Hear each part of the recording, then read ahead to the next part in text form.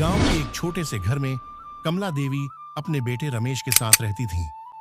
जब रमेश की शादी रीमा से हुई तो घर में खुशियों का माहौल था।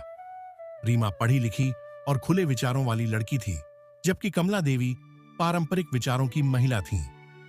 शादी के शुरुआती दिनों में सब कुछ अच्छा था, लेकिन धीरे धीरे सास बहू के बीच मतभेद होने लगे। एक दिन रीमा सुबह देर से उठी तो कमला देवी नाराज हो गईं। उन्होंने तंज कसते हुए कहा, हमारे जमाने में बहुएं सूरज निकलने से पहले उठ जाती थीं, और तुम देखो कैसे घोड़े बेचकर सोई रहती हो।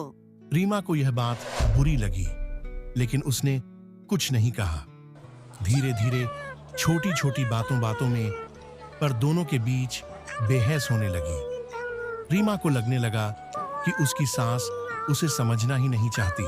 रीमा को अपनी पढ़ाई और आधुनिक जीवन शैली की आदत थी, जबकि कमला देवी चाहती थी कि वह घर के सारे काम करे।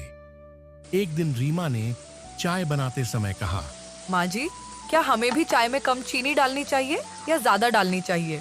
कमला देवी ने तुरंत जवाब दिया, हम सालों से ऐसे ही चाय पीते आ रहे हैं, हमें किसी बदलाव की जरूरत नहीं। मैंने कहा मुझे बदलने आई।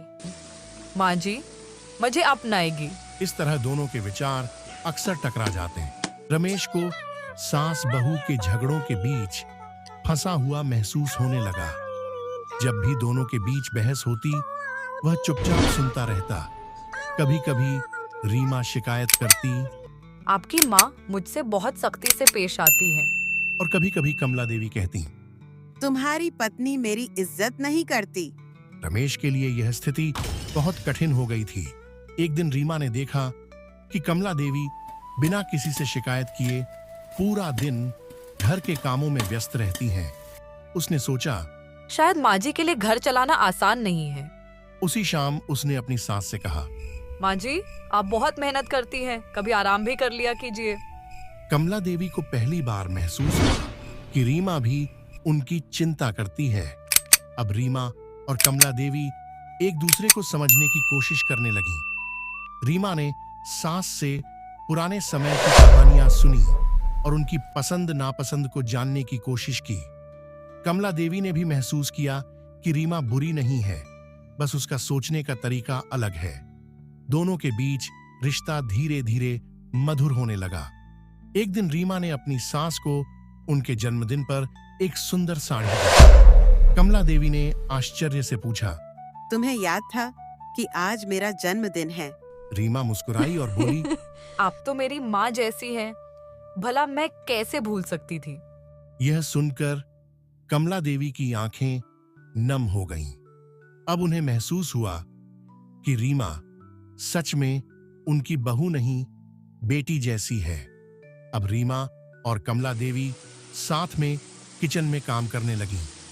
कभी रीमा सास के पुराने पकवान सीखती तो कभी कमला देवी रीमा की पसंद के नए व्यंजन आजमाती। घर का माहौल अब पहले से कहीं ज्यादा सुखद हो गया था। रमेश भी खुश था कि उसकी माँ और पत्नी अब अच्छे से रहने लगीं। गांव में एक शादी थी और रीमा ने अपनी सास को अच्छे से तैयार होने में मदद की। जब गांव की महिलाएं कमला देवी की तारीफ करने लगीं, तो उन्होंने गर्व से कहा, मेरी बहू ने मुझे तैयार किया है, कैसी नहीं लगूंगी। रीमा ने सास के पैर छुए और दोनों की आंखों में स्नेह के आंसू आ गए। इस कहानी से सीख मिलती है कि रिश्तों में समझ और धैर्य होना बहुत जरूरी है। अगर सास बहू एक दूसरे को समझने की कोशिश करें तो उनका रिश्ता माँ बेटी की तरह भी हो सकता है। अगर हम एक दूसरे को अपनाने की कोशिश करें तो घर में खुशियां हमेशा बनी रहती हैं।